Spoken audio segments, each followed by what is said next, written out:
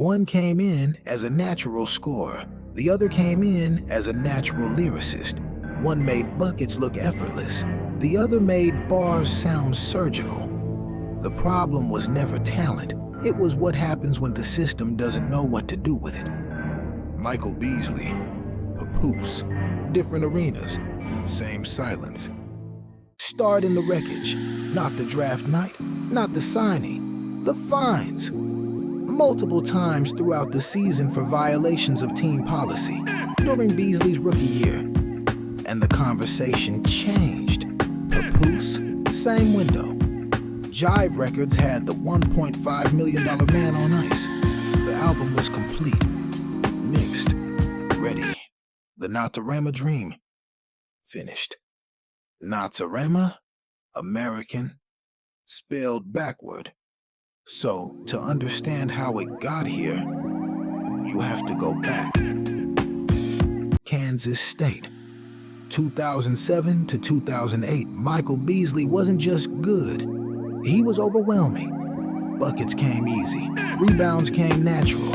His 26.2 points, third in the nation, and nation-leading 12.4 rebounds were the most by a Big 12 player in any season. And Papoose?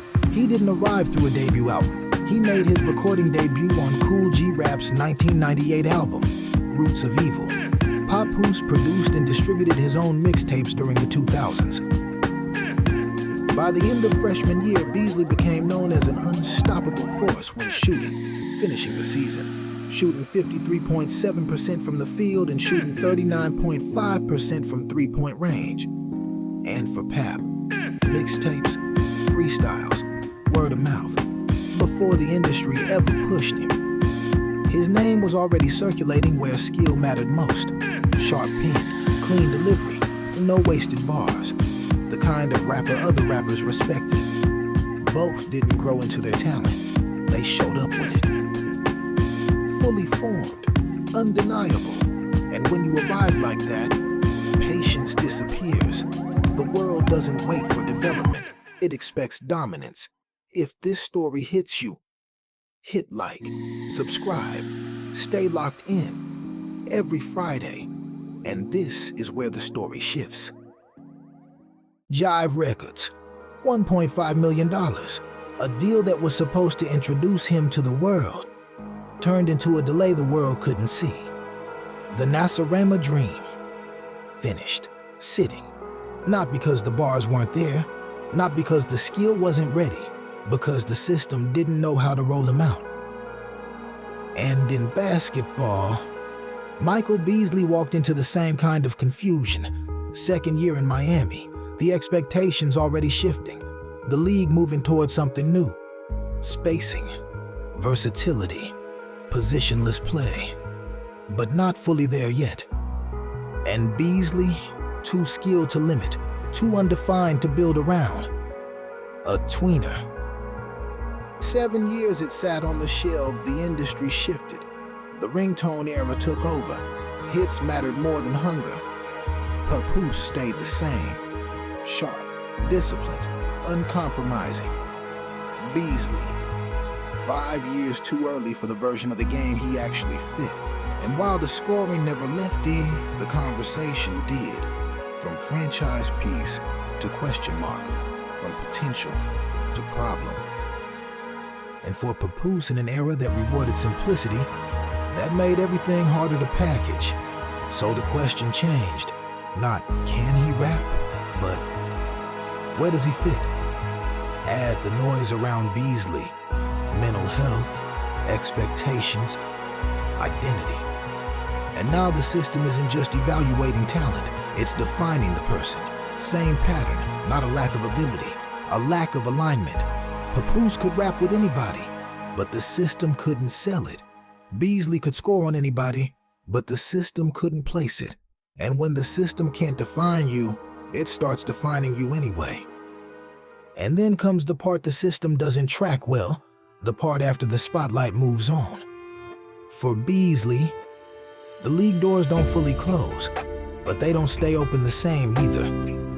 Miami, 2010, then Minnesota, 2010 to 2012, then Phoenix, 2012 to 2013, back to Miami, 2013 to 2014, and Papoose, 7 years later, the Najirema dream finally arrives, not as a moment, but as a release, independent, after 27 mixtapes, after waiting through an entire era change.